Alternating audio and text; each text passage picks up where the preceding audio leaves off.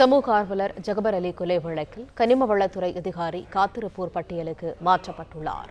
கூடுதல் தகவல்களை எமது செய்தியாளர் மனோகரன் வழங்க கேட்கலாம். மனோகரன், வணக்கம். இது தொடர்பான முழு விவரங்கள் என்ன? வணக்கம். புதுக்கோட்டை கனிம வளத்துறை உதவி இயக்குனர் லலிதா தற்பொழுது காத்திருப்போர் பட்டியலுக்கு மாற்றம் செய்யப்பட்டுள்ளார். கனிம வள கொள்ளைக்கு எதிராக போராடிய சமூக ஆர்வலர் ஜகுபர் அலி கடந்த சில வாரங்களுக்கு முன்பாக கொலை செய்யப்பட்ட நிலையில் கனிம வள கொள்ளை தொடர்பாக தமிழக அரசு பல்வேறு அதிகாரிகளின் மீது நடவடிக்கை எடுத்து வருகிறது.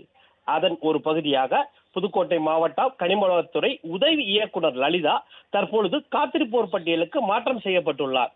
புதுக்கோட்டை மாவட்டம் திருமயத்தைச் சேர்ந்த ஜகுபர் அலி கனிம வள கொள்ளைக்கு எதிராக போராடிய நிலையில் கடந்த சில வாரங்களுக்கு முன்பாக அவர் கொலை செய்யப்பட்டார்.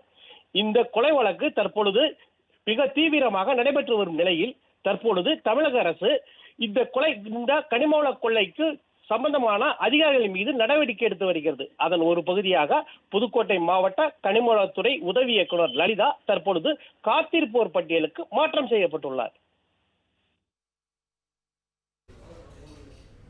தகவல்களுக்கு நன்றி மனோகரன்.